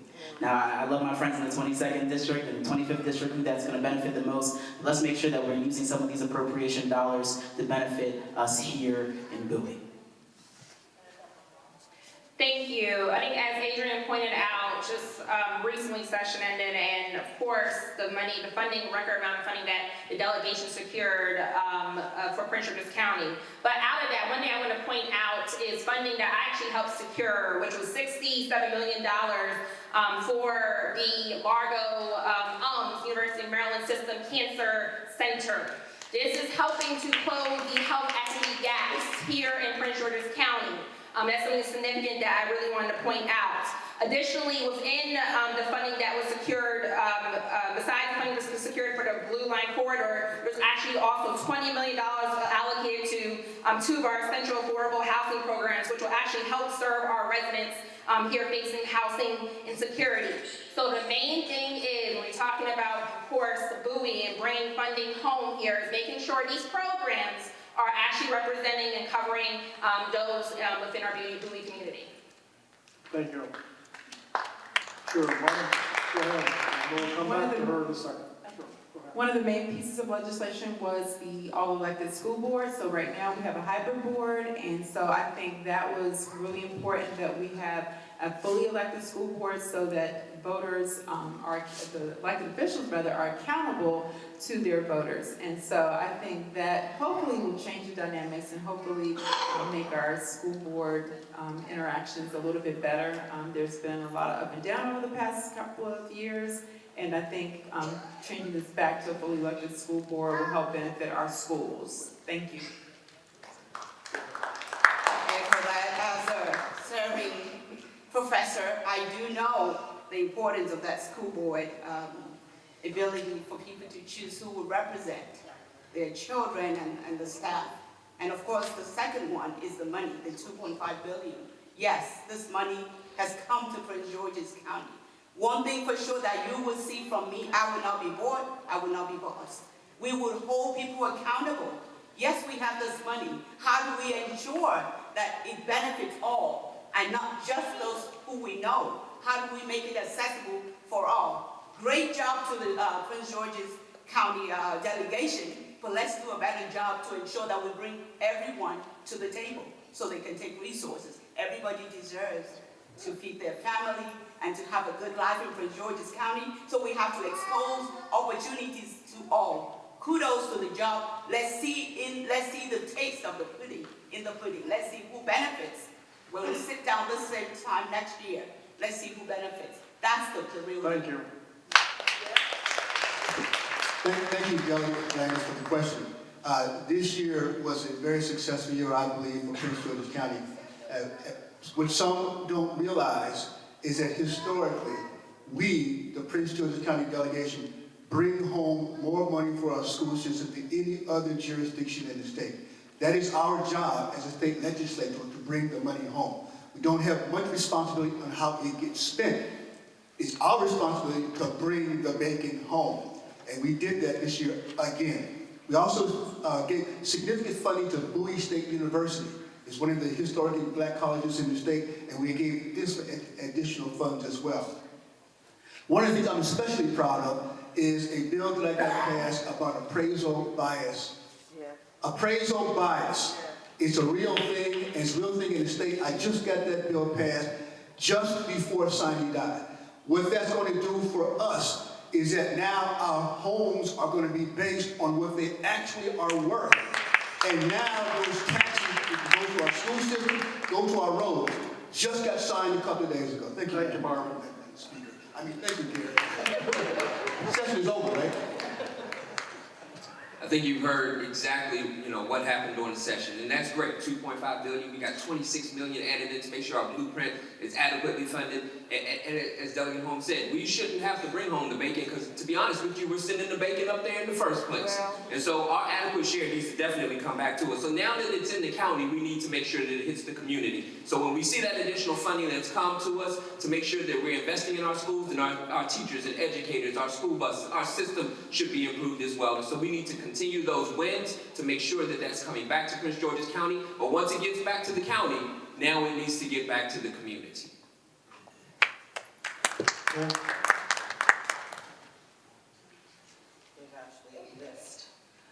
House Bill 1041 and House Bill 1043 are major bills which will reform Maryland's 25-year temporary cash assistance program. House Bill 456 will support economically struggling seniors in assessing additional SNAP benefits for food purchases. House Bill 466 provides an income tax exemption for employed disabled Marylanders. House Bill 764 codifies procedures for the Maryland Department of Health, which will help to locate missing youth under the state's care. House Bill 715 will hold Optum, an international corporation and state contractor, accountable for over 2 years of dysfunctional service and non-payments to Maryland's community and mental health providers. I believe legal experience matters. Thank you. Go ahead.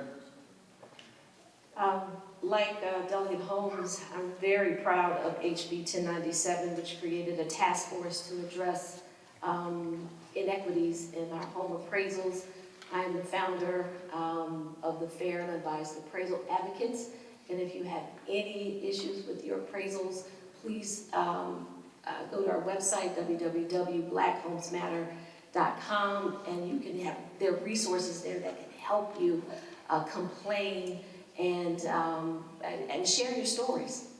One other major bill was Senate Bill 275, which is the Labor and Employment Bill Family and Medical Leave Act, which creates an insurance fund managed by the state, where you as the employer and you as the employee and the employer will contribute to this fund, which will allow you to have up to 12 weeks of paid leave, an additional 12 weeks under certain other circumstances. Thank you. Thank you.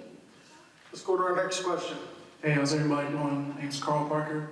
You can raise your hands on these questions just so we can save some time. Do you or do you not support the $21 million ice rink that they're trying to build? Oh yeah, we can do yes first if you support the $21 million ice rink. Ice rink? Ice skate rink? I got you. Yes? Is that okay? Support it if we find money to support the ice rink, not using taxpayer dollars or borrowing any additional money. That's the only way I support the ice rink. Ingrid, if you're going to respond, please use the mic. I'm sorry?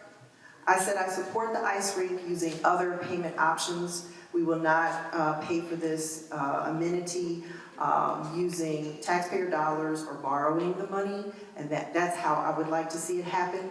I want to save this amenity that we've had for 50 years in Bowie, so I would like to see it continue. So I do support the ice rink, but I'd like to see it done or financed in a different way.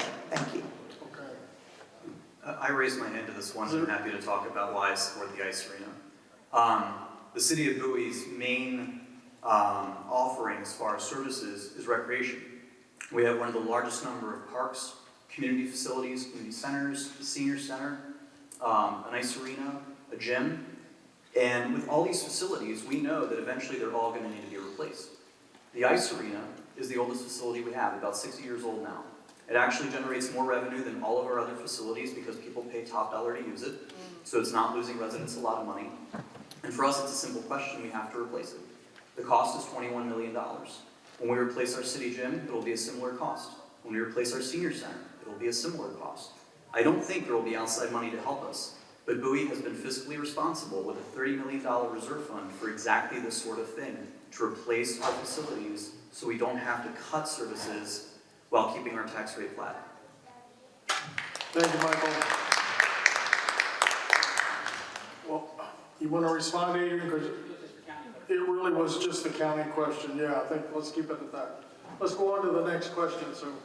Hello, I don't think I need to introduce myself. For anybody who feels comfortable answering, who do you support for governor and why? This is for anybody on the stage. Anybody can go if you want to skip. It's no harm on me. I clearly have my guy's shirt on. Go for it. Yeah, I'll take that question, Richard. Look, I was the second person in the county to endorse Westmore. I think Westmore has the vision that is proper for Prince George's County and for Bowie. And as you're seeing over the last couple of months, he has been endorsed by Angela Alsobrooks. He's been endorsed by State's Attorney Aisha Braveboy. Westmore is the guy who I believe has the integrity to lead us forward. More importantly, as we talk about the General Assembly and as we talk about preserving dollars here in Prince George's County, it's really going to be the governor who has to enact this blueprint. And we need a partner like Westmore. So I have endorsed Westmore. I support Westmore. And I encourage everybody to look at his platform and the things that him and the Rudy Miller team will bring here to Prince George's County and here at Bowie. Go ahead, Monica. I'm supporting Peter Branshaw. He's our current comptroller. He has never lost an election. I think right now we need to stay him at the will. We do have a nice reserve in the state of Maryland, and I think he would be the best person in office. He has a 10-point lead. He's in the lead in the governor's race at this point, and I think that he would do a great job. He also is the only candidate that created a Black agenda. In the African-American community, we have unique needs, and so he created that, and he's the only candidate that did that. Thank you. Marvin, go ahead. Thank you. I'm probably going to disappoint a lot with Pip Percy, but excite some others. I'm supporting Peter Franshaw. Let me tell you why. Peter Franshaw, in the state Indianapolis, you have three persons that are largely in charge of how things run, including the budget.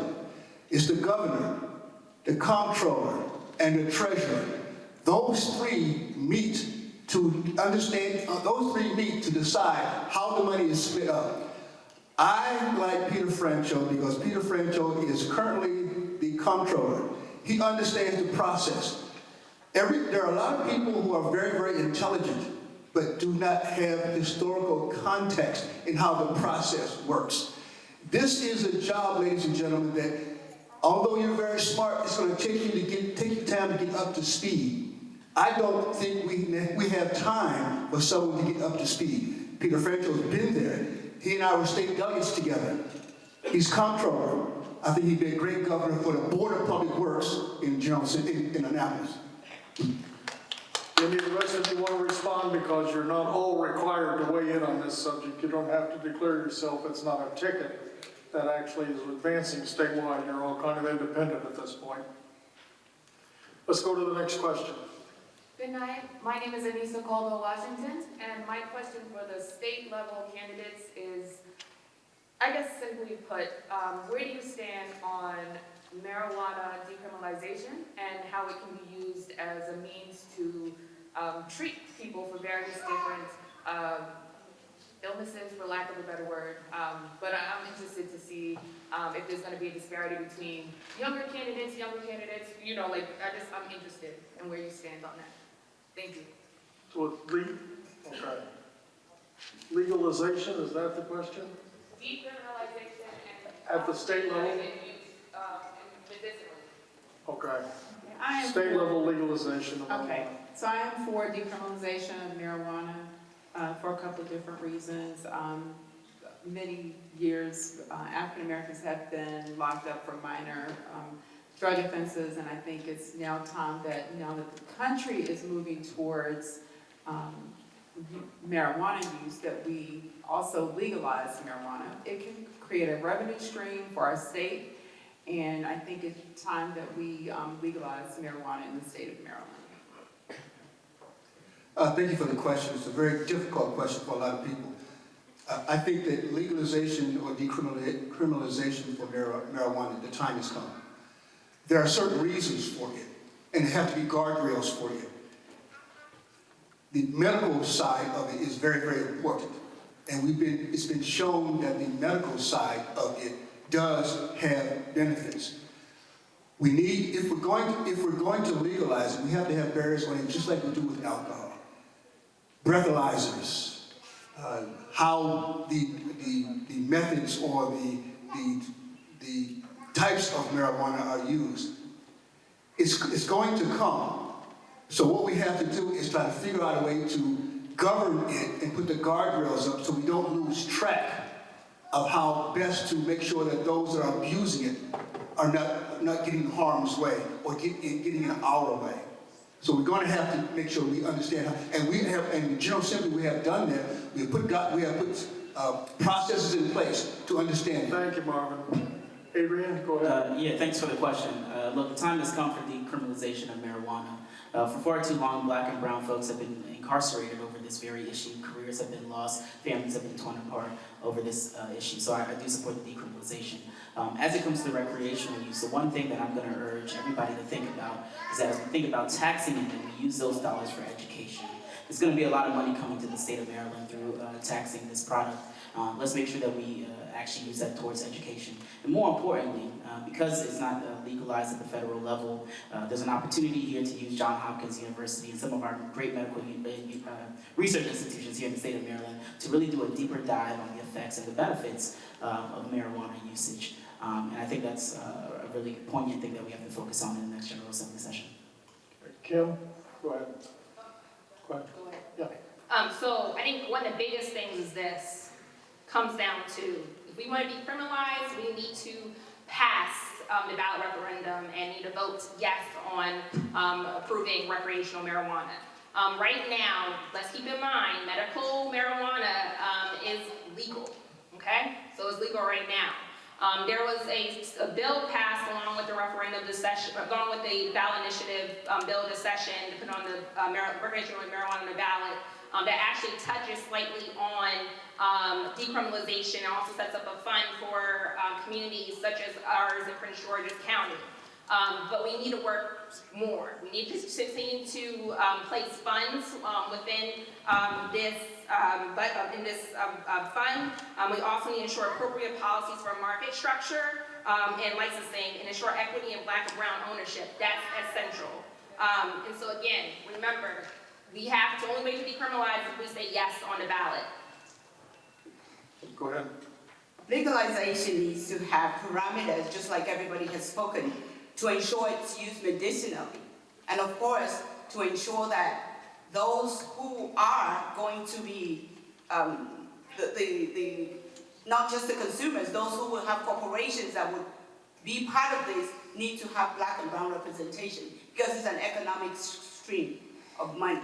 And those monies need to be in the Black and brown community. So we have to set it in a way that we make it accessible for all, not just those who we think can, but other people who might be Black and brown that might want to have ownership, not just consumer. It's about time we stop being consumers. We need to also be making the money on the back end of being the producers. So decriminalization, absolutely. And I think that we're on a trajectory as a state and as a society to do that.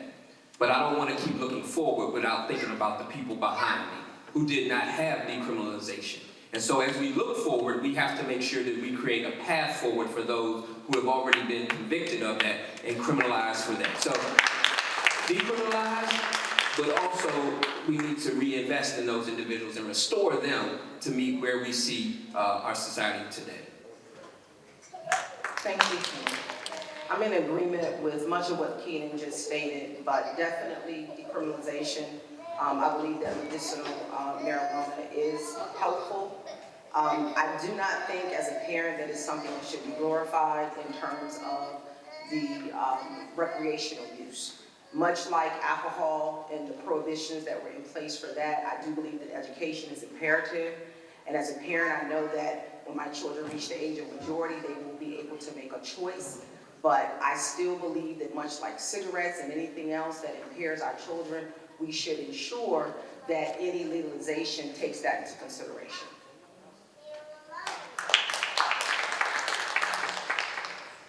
This is a question that's actually very close to me.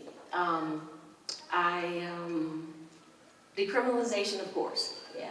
You know, we've been inequitable in our enforcement of laws with regard to Black and brown people and how they've been now they've been jailed, et cetera, but for legalization, as a mom, I think we need to really think about that.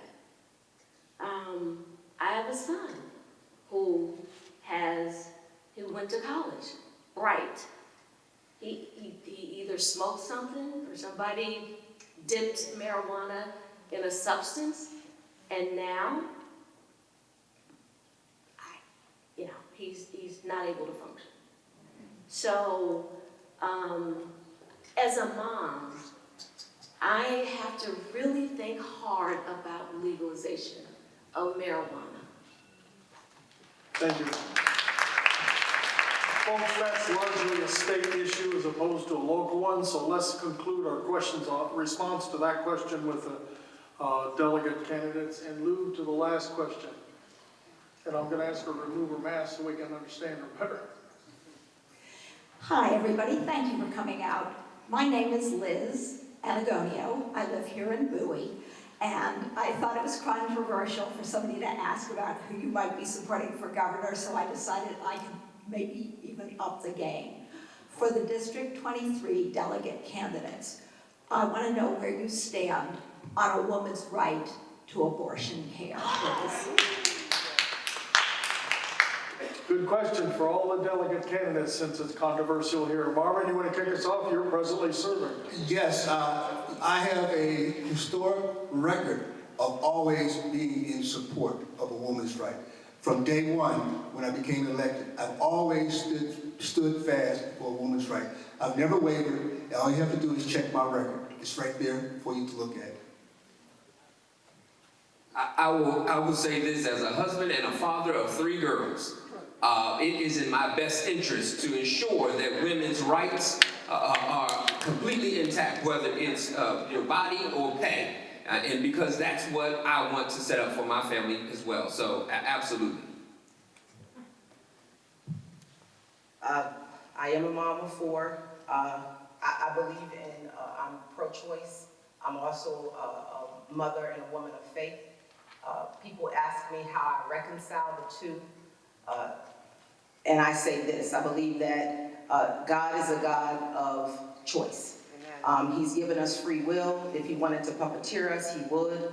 So when it comes down to this very delicate issue for those of my fellow believers and then those that may not, it's a hot topic.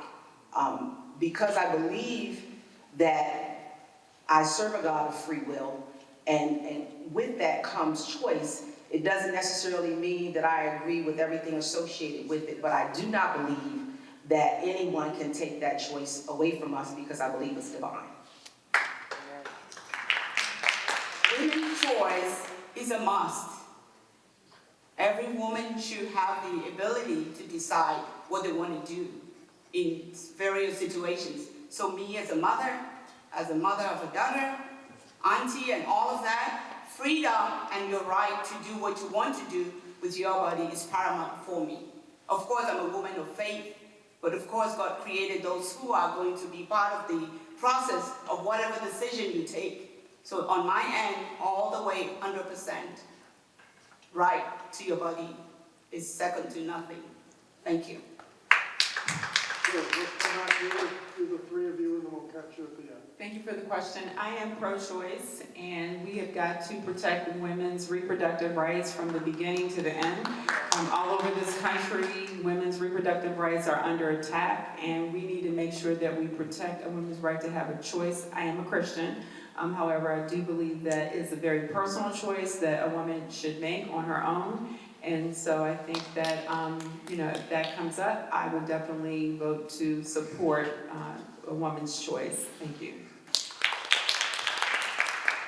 Liz, that was a great question. As you know, across the country, the right to choose is under assault in a lot of state legislatures. And Maryland should be a safe haven for anyone who has the right to choose. I am pro-choice, and I do believe that it is a woman's right to choose. I also want to add another piece to this, which is about, as we're talking about this healthcare topic, is Black maternal health. We've seen this in the pandemic. We've seen what's been happening here in Prince George's County. It's another area where we have the opportunity as a 23rd team to invest in that, and we really need to make sure that we ensure that Black maternal health is also at the top of that list as well. Thank you. do support a woman's right to choose, and I think it's essential.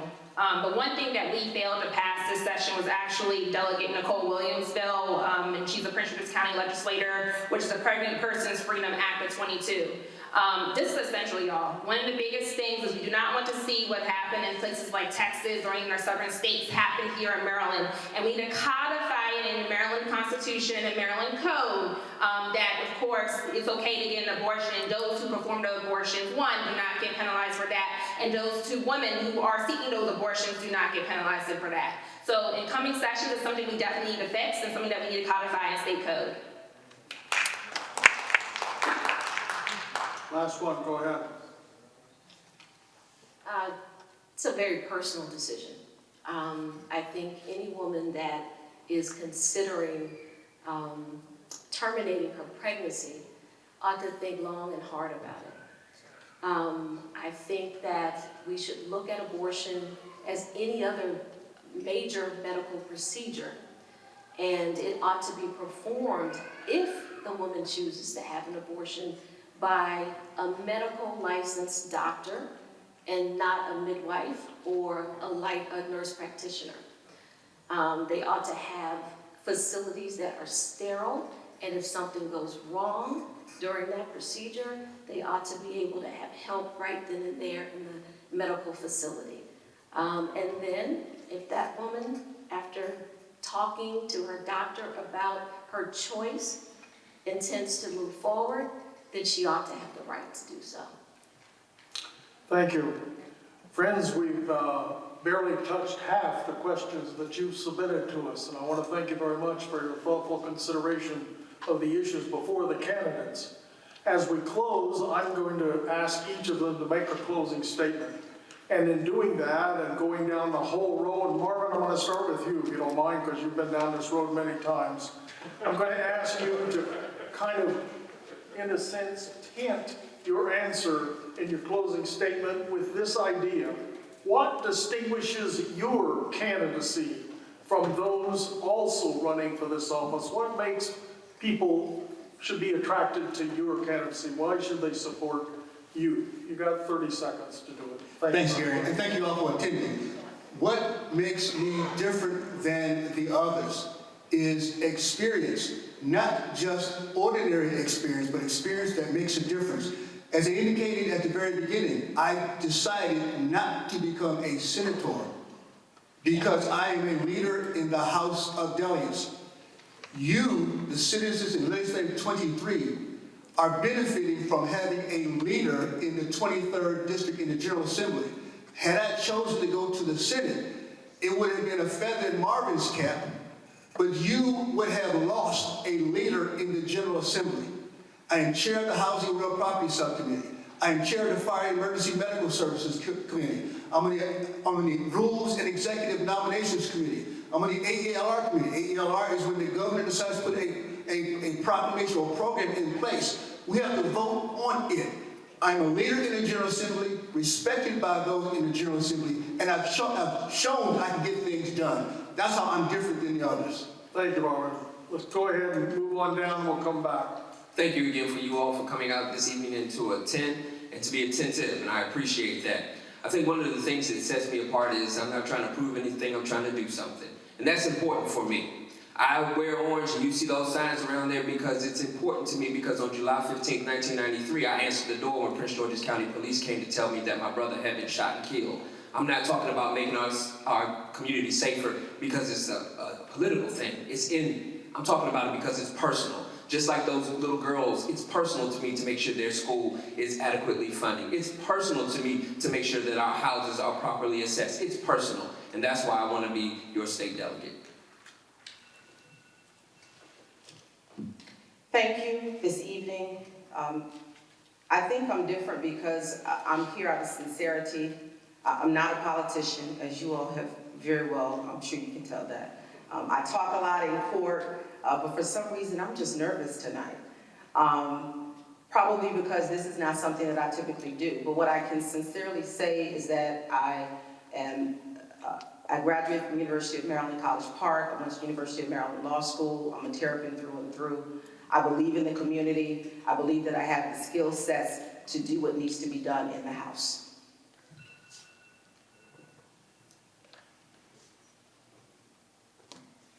I am you. I am probably more like you than any other person on this panel. I've had to take care of my mother, my grandmother. I have to take care of a child who's on the spectrum. I have raised my kids and 3 bonus kids that are not my own. I've served as PTA president. I have taught junior achievement in schools. I am you, and I will serve you well, City of Bowie and Annapolis. Thank you. Go ahead, keep going on down, sure. We'll come back here and conclude at this end. As a son, father, Marine, you know, what sets me apart other than serving my country honorably is that I am, as Kim said, one of you. I left out certain things in my intro that I have a bachelor's in political science. I'm getting my master's in Homeland Security. I'm a cybersecurity engineer. But all of that to say is that I want to go and hold this seat thinking of every one of you when these laws and policies and these budgets are made. I'm Rudy D Anthony, I'm running for County Council at Large. Thank you. Like you all that are present tonight, I'm truly concerned and discontent with the way the county has been heading. Down spiral position. The county council right now don't care about your interests, because if they did, they wouldn't be making the decision that they have been made for all these years. I'm discontent. I'm the voice, I'm your voice. I want to go to office and represent you, represent your interests. It's the genuineness and the commitment that I had through my leadership, we could build a better Prince George's County for you and me and for us. Thank you. Thank you. That's a very, very good question. I've been going through my head about this, but what I was trying to say is that if you need somebody that will think like you, act like you, make decisions like you, that has had the same experiences like you, I've actually done everything from, working at Pizza Hut to being an international professor, teaching at Howard, a researcher, and being a successful businessman, a commercial medical leaser. So if you want somebody that will make the decision for you, I will do them for you, and I will think just like you. Thank you. I've dedicated my life to public service. At Howard, I volunteered on the campaign to repeal the death penalty here in Maryland.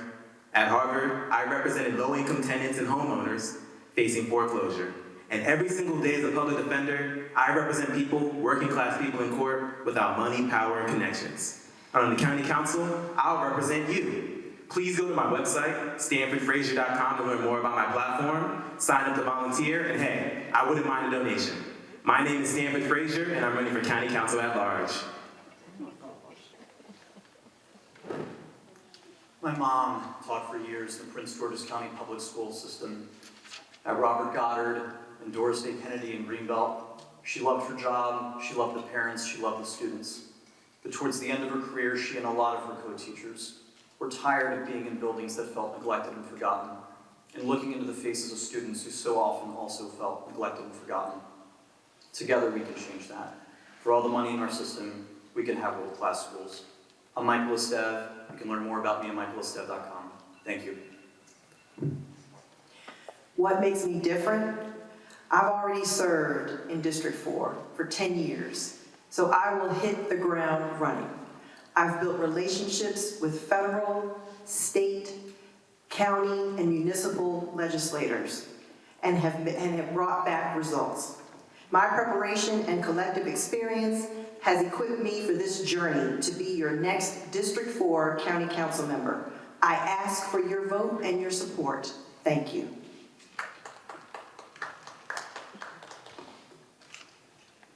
I don't have titles, but I've been working in this community for 40 years. I'm honest, professional, experienced, and most importantly, one of you. I want you to know that I am the best candidate for this seat. I am the most experienced candidate on all levels of government, federal, state, and local. And because I am a leader, I ask for your support, and I ask for your vote. Thank you. Monica, you're up. Sure, then we'll go down to Marvin and you were finished. Go ahead. What makes me different is I'm the only educator on the stage, and so when I walk through the doors of my school and I can see it in disrepair, that is what's going to drive me to fight for the families, fight for the children that I'm representing. And so I want to improve quality of life, which is education, food security, employment, and housing. Those are my top priorities. I want to ask for your vote. I have been appointed on the city, county, and state level, and I have the ability to work well with others and get the job done. Follow me at Monica for Maryland on Instagram and Facebook. Thank you. You know, there's an old adage in campaigning that says how you campaign is how you govern. And that's what I'm trying to do. I want to build a broad coalition that won't just help us win in July, but will also help us govern in Annapolis. And we've been able to do that. We've been getting endorsed by local community leaders, some local civic associations, to leaders like Congressman Steny Hoyer, who's endorsed the campaign. But more importantly, for the folks in this room, for a lot of folks who are also in my district here, I actually am from Bowie. Out of 9 candidates, we don't have many people who actually live and are from the city of Bowie. And I think that's important as we try to figure out who represents us next in Annapolis. Thank you. Thank you. Go ahead. So, what distinguishes me from other candidates? My experience and track record of passing significant Maryland legislation does. I can actually hit the ground running on day one and know the ins and outs of how to get things done. I humbly ask for your support and vote for State Delegate. You can find more about myself and my platform at www.jocelyncollins.com. Thank you. Thank you so much for this great platform. What distinguishes me is the experience. I have been one of you for 40 years in another few months, and I have hit the ground serving in various capacities as a mother, as a wife, as a community leader. I've been in several things impacting lives and rising above every impediment that I put before me. For a county, for a district where we need diversity, we need representation at the table. We need representation. People are paying taxes, no representation. I will be that representation. Let's pray for Ukraine and remember those people in our prayers and ask that you vote for me. Thank you. I'd like to invite all of those of you present to join me in applauding the candidates this evening because the commitment they bring in service to our community.